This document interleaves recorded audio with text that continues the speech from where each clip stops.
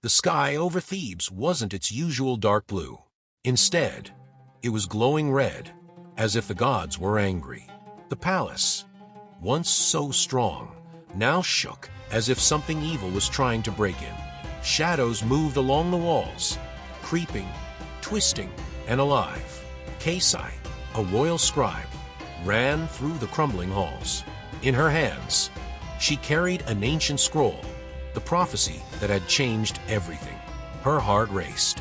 She had always thought the stories were just that, stories. But now, she knew they were real, and the curse of the crown was about to destroy everything. Just days ago, Thebes had been peaceful. The court of Pharaoh Seti was quiet, filled with prayers and the smell of incense. But everything changed when they unrolled the scroll. The ancient words told of a crown, the crown of Hecate, hidden long ago by the gods. It was a powerful object, but also dangerous. Pharaoh Seti had chosen Kesi for the mission to find the crown. She had set out to the ruins of Saqqara, where it was said to be buried. But now, the curse was here. The shadow creatures clawing at the walls were proof enough. Time was running out. Kesi's journey to Saqqara was long and hard. She had left Thebes at dawn, traveling alone across the hot desert. The golden sand dunes stretched out as far as she could see, and the sun beat down on her back. Each step felt heavier than the last. The crown of Hecate was hidden somewhere in Saqqara, the ancient city where Egypt's first kings were buried. It was a place filled with secrets. The ruins had been abandoned for centuries, and most people stayed far away from them. But Kesi had no choice. She had to find the crown. As she passed through small villages along the Nile, people whispered about the crown. Some gave her food and water. Others warned her to turn back. They told her of dark omens, signs that the curse was real. But Kesi knew she had to keep going. The future of Egypt depended on her. Finally, she reached the ruins of Saqqara. The sun was setting behind the pyramids, casting long shadows over the sand.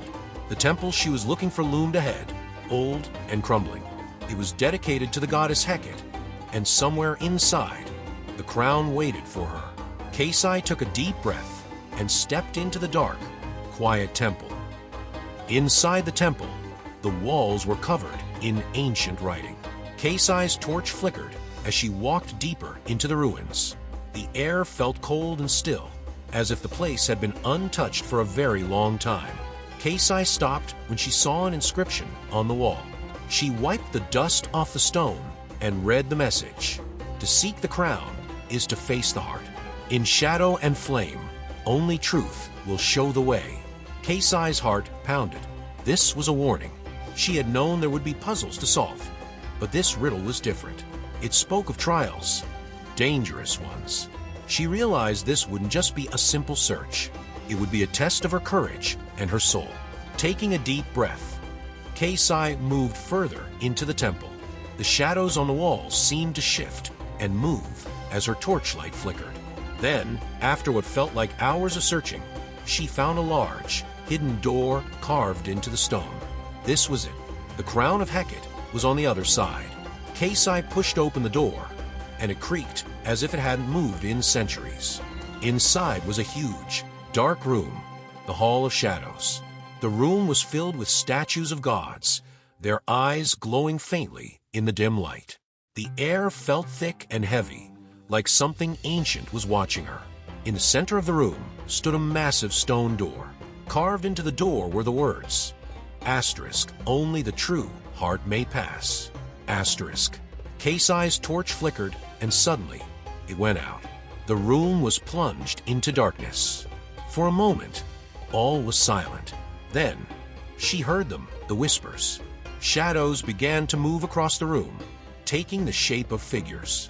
These weren't people. They were spirits from the past, long dead, but still here. They circled Kesi, their cold voices filling the air. Turn back, Asterisk, they whispered. Asterisk, you are not worthy. Kesi stood frozen. The fear was almost too much to bear, but she knew this was part of the test. The shadows couldn't hurt her unless she let her fear control her.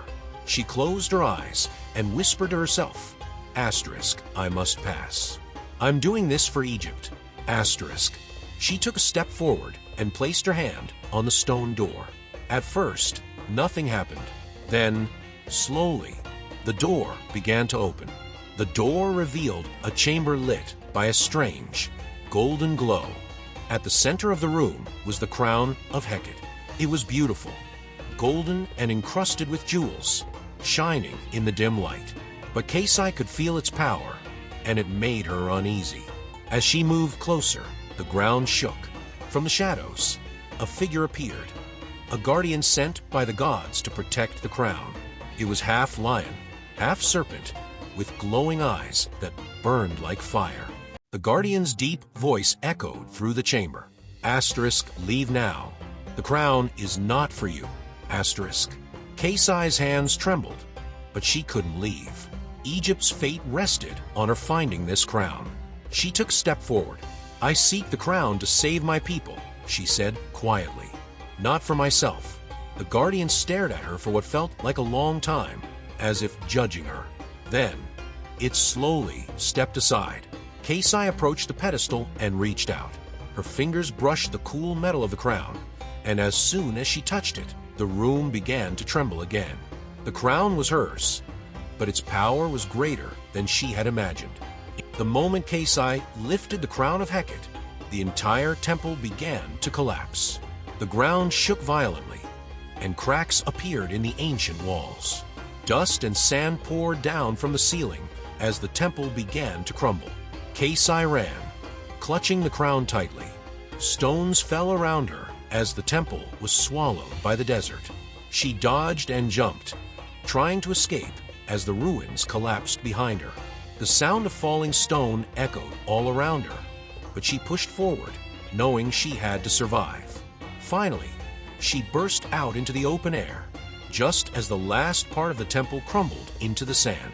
Kesi stood there for a moment, catching her breath. The crown glowed faintly in her hands, but as she looked up toward the horizon, her heart sank. A dark cloud was rising over Thebes. The shadow creatures had returned, and they were heading for the city. Kesi realized that the crown's curse was even more dangerous than she had thought. By taking it, she had awoken something powerful and dark. And now, the true battle was about to begin.